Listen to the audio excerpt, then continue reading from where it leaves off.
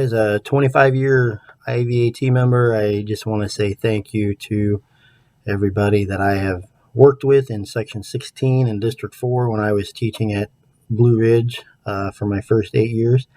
And I've had the opportunity to teach for 17 years in Section 5 and District 1. So enjoyed working with all of the teachers in those districts and sections. And thank you. I don't want to mention anybody by name for leaving anybody out. Again, thank you for providing me with assistance and support.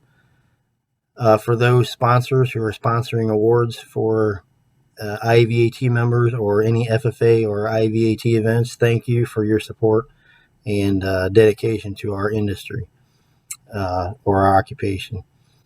Just a few remarks. I'm glad to be part of the IAVAT. Had some ups and downs along the way and hope to continue the next few years teaching and being an IAVAT member. So best wishes to all of you and God bless.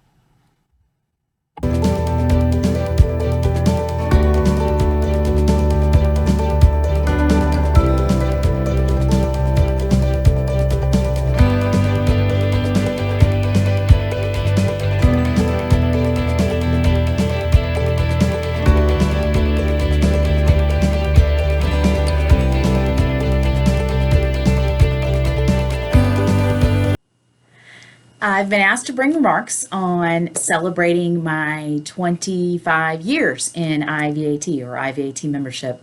And while I am remiss that we don't get to give these remarks face to face, I can say congratulations to all of you who don't have to sit through the banquet and listen to me go on forever, because summarizing my 25 years isn't something that I can say in just a few words. And so for those that want to watch the message all the way through, thank you. And for those that want to stop now, all the power to you. I think it's important for me to reflect on all the experiences and all the people that helped put me in the position where I'm in today. And where I am today is a place that I love to be. I love working for Illinois FFA and serving Illinois FFA in the role of as executive director. And I wouldn't be where I am today if it weren't for my parents. My parents were our 4-H leaders, and I watched my parents growing up teaching our 4-H members how to cook and how to sew and how to can and how to do leather work and woodworking and how to sew and how to do all these things in 4-H. And those members became part of our family. And my parents demonstrated to me every day how important it is to find the best in people and help them bring that out and help them find their path in life. And so whenever I'm asked, why did you choose ag education? Why working with youth? And I always say it started with my parents. They were amazing role models, and they did so much for me to put me on that path. And if I'm going to thank my family, then I do have to thank my 3 brothers, my brother Ben and Monty and Kendall. And as I thank them, it's not just for being my brothers and doing my chores and taking care of things for me when I wasn't there because I was doing FFA stuff. It's because they showed me every person learns differently and every person brings tremendous assets to the table. And as you learn differently with every bump and bruise that we had growing up along the way, I wouldn't change a thing about that. I wouldn't change how they've helped shape me into the educator that I wanted to be. So started with my family, and then I have to thank my ag teacher. I soon found myself in his ag class, Mr. Richard Watson, and the rest is history for me. That's when I knew I found my calling in life, and that is to make the world a better place through agriculture education and FFA. And my ag teacher took what my parents were doing as 4-H leaders and showed me how to foster that. He too was one of those people that just believed that you find the best in all people, and you help that person tap into that talent and find their path. And so as I watched my ag teacher do that, I knew that I wanted to be an ag teacher too. And I listened to him talk about Mr. Witt and Stork and Chief and Arley, and I'm thinking, who are these guys? And these guys were another group of amazing leaders that were doing the same thing in their classrooms and in their positions all around the state, changing lives and impacting students. And I was so envious of what he had in this ag ed family and these friendships that he had. And I thought, ooh, that's just really remarkable. And then I started growing up in Section 19, and I'll say old Section 19. And I have some dear friends from that section who retiring from teaching just this year. And they really helped shape me into the leader I am today. And the leaders and the friends that I made in Section 19, old Section 19, forever in my heart, old Section 19, really, really pushed my passion. And I'm so, so thankful for that. They all inspired me to change my major or decide a major of being in ag education. So then I went to the University of Illinois and I got a bachelor's and a master's degree from the U of I, and great experience. Loved being an Illini. And then I went and student taught with a man named Larry Wesley. And in that community, he was known as Corn. And that is all they ever called him, even on the radio station. We're interviewing Corn here with the students from Stillman Valley. And Corn was a great, great teacher. Science was weaved into every part of what he taught in agriculture, but also his storytelling and his laughter. He was really remarkable influence on my teaching career. And there are others who student taught with him. And I applaud those teachers who are still teaching today that student taught under Corn. And I applaud his memory. It was a wonderful experience for me. I taught 8 years, Monticello High School. Oh, and that was fantastic. I loved teaching, and I actually still miss the classroom very much. I taught some of the most amazing young people, and I see them on their paths where they are today, and I'm just so excited for my years at Monticello. It was a great, great experience for me. And from the art teacher to the PE teacher, I was inspired by my fellow teachers at Monticello, and they really did and still do strive for excellence in that school district, and it's one that I feel very blessed to have worked in. Monticello was in Section 16 at that time, and so there were a lot of leaders in Section 16 that helped influence my teaching career, but also my teaching philosophy and how you work with students and how you take minutes at an IAVAT meeting. Those were inspired by some teachers that I taught with in Section 16. And then in Section 16, I stumble across this young teacher who brings his team to the soils contest and beats my team in the soils contest. And that did not make me very happy because we'd been winning the soils contest in Section 16 since his teacher retired. And yes, you guessed it, Illinois FFA and Ag Education gave me the love of my life. That's when I met Mark. It was his soils team that beat my soils team. That didn't set well. 2 years later, Mark and I were married, and to this day, we're blessed with our two children, Garrig, who is 13, and Emery, who is 11. And they both possess a great dose of both parents' personalities. So they're pretty lucky kids, if you can only imagine.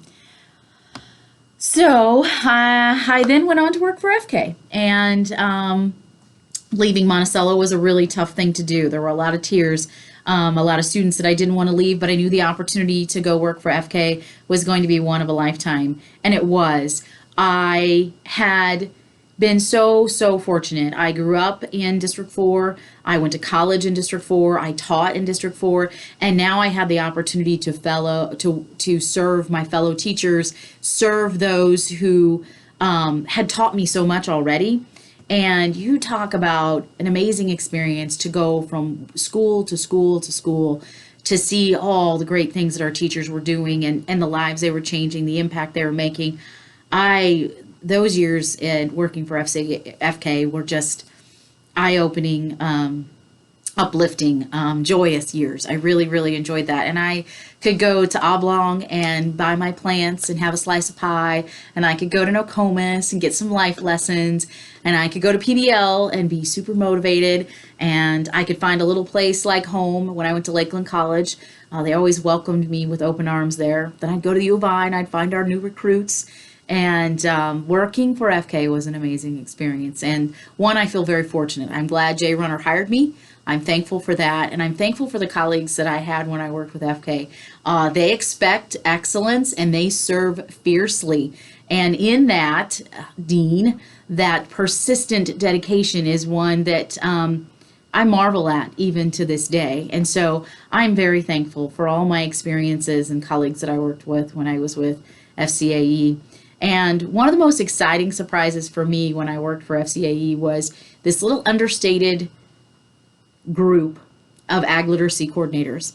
When I was turned on to what Illinois Ag in the Classroom does with ag education at that level, my world changed. Wow. Teaching agriculture to a wide-eyed child who is just now learning or just starting their education, I was really excited about that. And I worked with a great group of people who helped develop the magic kits. And all of those people, especially those in ag in the classroom, will always have a very special place in my heart. So to say that my ag education career has been shaped by a lot of influences is a little bit of an understatement. And mixed in all of those years of leadership, both in FFA and while teaching and working for FCAE, are all of those great camp staff memories. I will not tell any stories about camp staff because I will protect the not so innocent. Those stories will be taken to the grave. But I still marvel at our camp staff who still serves camp staff or camp. And I think about how it's a special breed of crazy ag teacher that dedicates that week for camp. And I am so honored to have been a part of that with the group that I served with. And I still love watching those that continue to do it in action. And so I'm so thankful for that because that too has shaped my ag education experience. And I would be remiss if we were talking about admiration if I didn't talk about what a mentor Mr. Witt was to me. And when you talk about Illinois Ag Education and FFA, icons of Illinois Ag Ed and FFA for me were Bill Schreck and Frank Dry and Ron Rice and Jim Kraft. And they taught me so much. And I'm thankful for that. And some of those lessons were a little bit the hard way, and some of those lessons were ones I will carry with me forever. And I think about Frank still comes back and helps with American degree interviews and with I call the merry band of retired ag teachers. And I find myself appreciating that group more and more every year, not just for their dedication, but from the experiences they share and watching American degree students capstone their FFA career. Oh, that keeps you going. And so very thankful for that. And then I have to think about where I am now at the FFA Center. And you talk about learn and be inspired. John Edgar, who I often refer to as the brains behind all things that work well, has really taught me so much. And as I work with our staff, as I work with Lori and Patty and Jeanette and Riley, new to the team, and Tammy, I see so much dedication and I learn so much about what it means to serve others and how to do that and how to be resilient and how to face challenges head on and how to band together as a team. Summing up my past 7 years at the FFA Center is probably the most difficult because I'm still in that moment.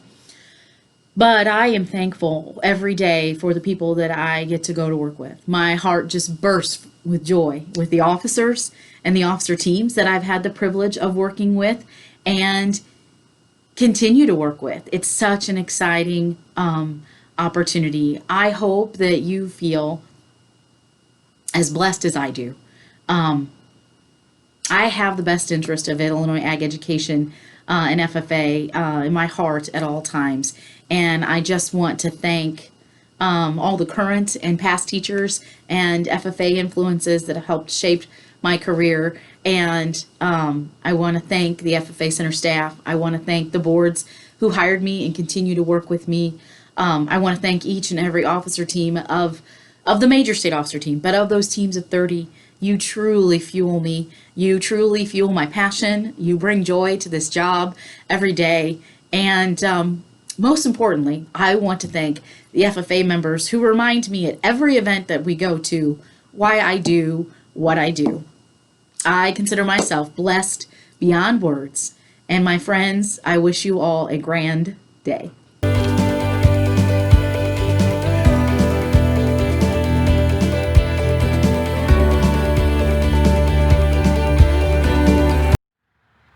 Well, 30 years by the hour. Who would have thought?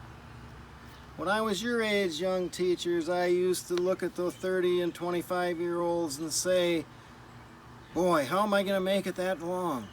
How am I going to teach that long?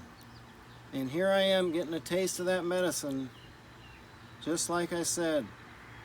Well, I'm not going to sit here and make you listen to all the great things I've done, because there isn't that many. But I want to thank some people for this award.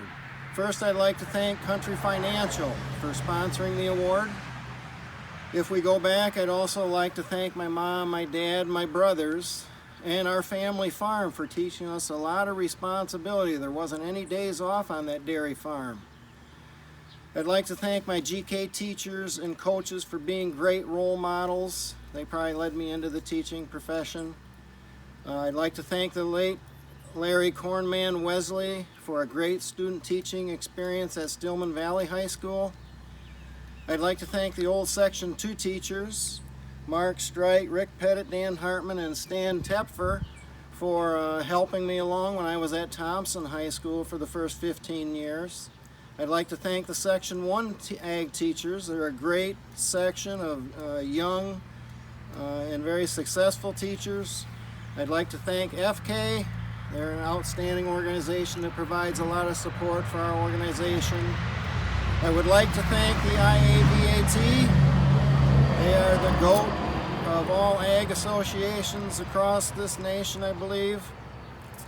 I would like to thank the West Carroll School District for, first of all, letting us have 2 ag teachers over these last 15 years. And those 2 ag teachers were outstanding ones in Christina Polk and Dan Hartman. So thank you for allowing me to teach with them. I'd like to thank my wife for support over these 30 years. And last but not least, I would like to thank God for allowing me to stay healthy enough to teach 30 years and be an ag teacher and an FFA advisor. Thank you.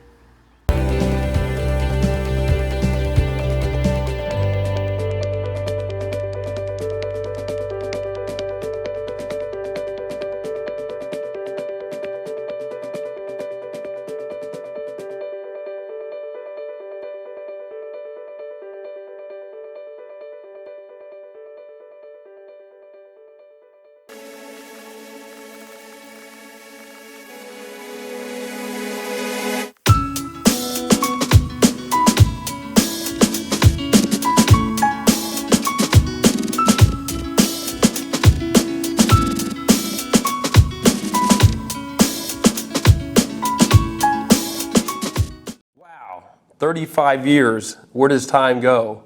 I'll never forget August 19th, 1985, in the hog house at the Cabot Farm, and all of a sudden my mom and dad come to the house and say, hey, Mount Vernon High School would like to interview you for a possible ag teaching job. And so I came to the house all shook up and got cleaned up, and I went over there and I went to interview in front of about 7 different people for this agriculture teaching position at Mount Vernon High School, which the next day started my teaching career, August 20th, 1985. 35 years have passed, and today's just a day I want to thank a lot of people and also to encourage young agriculture teachers to please stay the course. Stay the course in agriculture education, because we have to feed the world and educate the world about agriculture. I'd first of all like to thank country companies and the IAVAT for sponsoring this 35-year milestone award. There have been many goals I've had in my life, and I've learned so much from the experienced teachers in Section 21 and around the state. I think about Mike Marks, who passed away, Glenn Mills from St. Elmo, who I call my other father, and so many other people, Steve Zimmerman, that have truly been and meant a lot to me. Section 21 teachers, thank you so much. And also the new teachers. You've taught me so much in technology. You've taught me so much in new things that are coming along in agriculture. Besides reading about them, I'm always excited to see what everybody else is doing to prepare their students for the future of these 300 ag careers. But the main thing I want to say today is let's stick in there and don't give up. Stay in there as a teacher of agriculture and be there for the students. They need you. The students of America need you.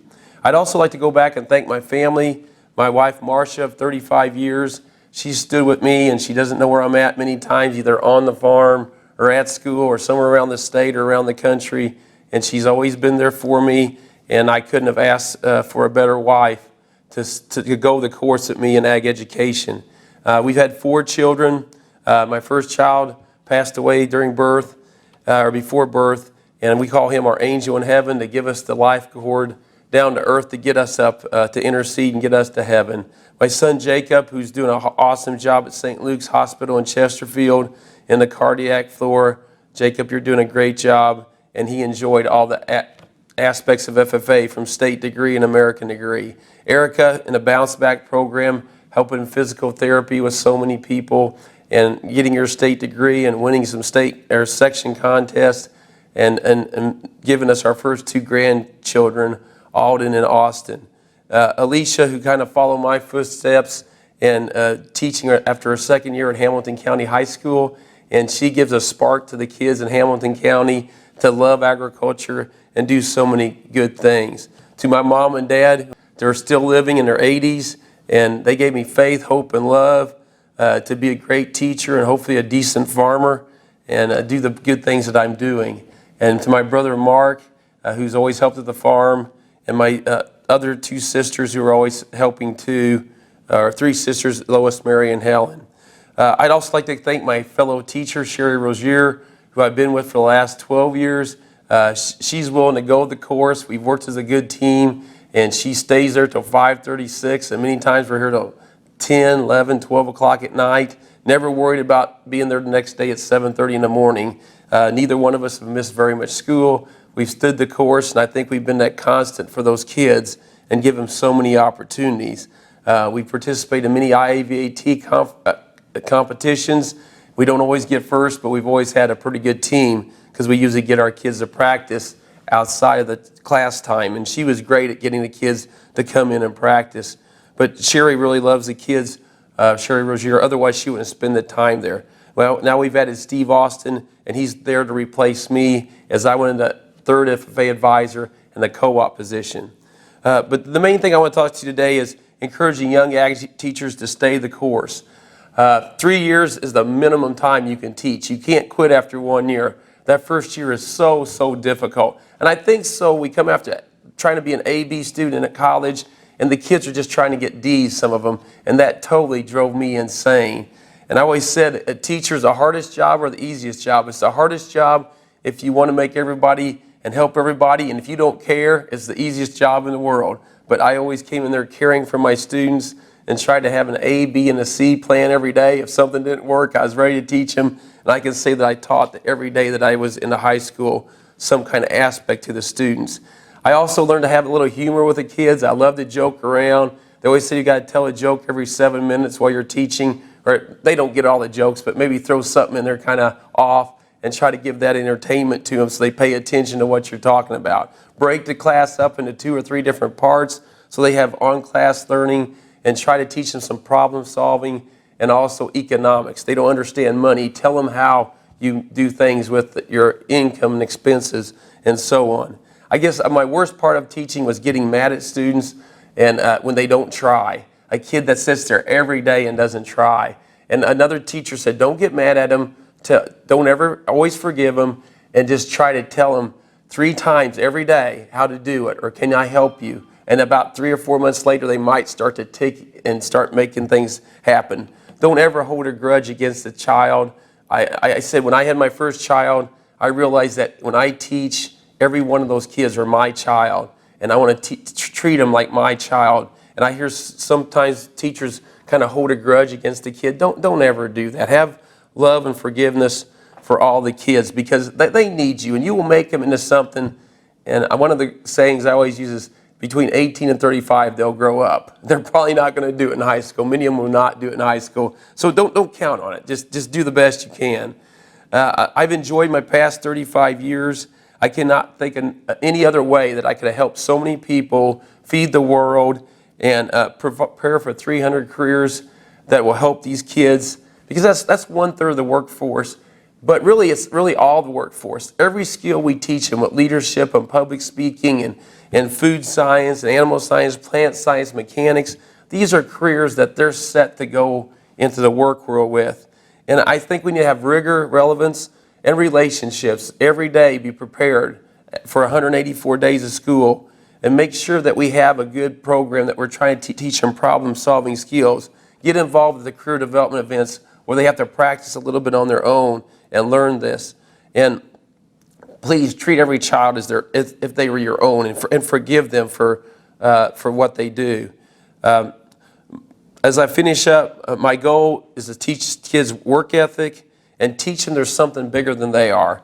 They're not going to live here on earth their whole life, but they always ought to be thankful to be the 4% of people that live in the United States of America. We have to keep this country great by using our work ethic and doing our best. Please love and respect God. Students need to know that freedom of religion is part of our Constitution, that only 30% of the people know that we have freedom of religion. We have 33,000 religions that believe in Jesus Christ, and there's many more that don't believe in Jesus Christ, that believe somebody like Jesus Christ was here. And to realize that our body is only our vehicle. Our soul is in our body, and when we pass, our soul goes on to everlasting life. And that we have to treat our body with respect and our soul with respect. And I always told the kids, have a great weekend and go to church, because I want them to practice their freedom of religion. Again, as I finish up today, fight the good fight for agriculture. Never give up. Be there for the students. And there's no other career you can do besides teaching that you can make a difference in the world. And that's why I'm teaching part-time in the co-op program and helping with FFA, because I really don't want to quit, even though I've got all these animals at home with the hogs and cattle. So God bless you, and I wish you the best. Thank you so much.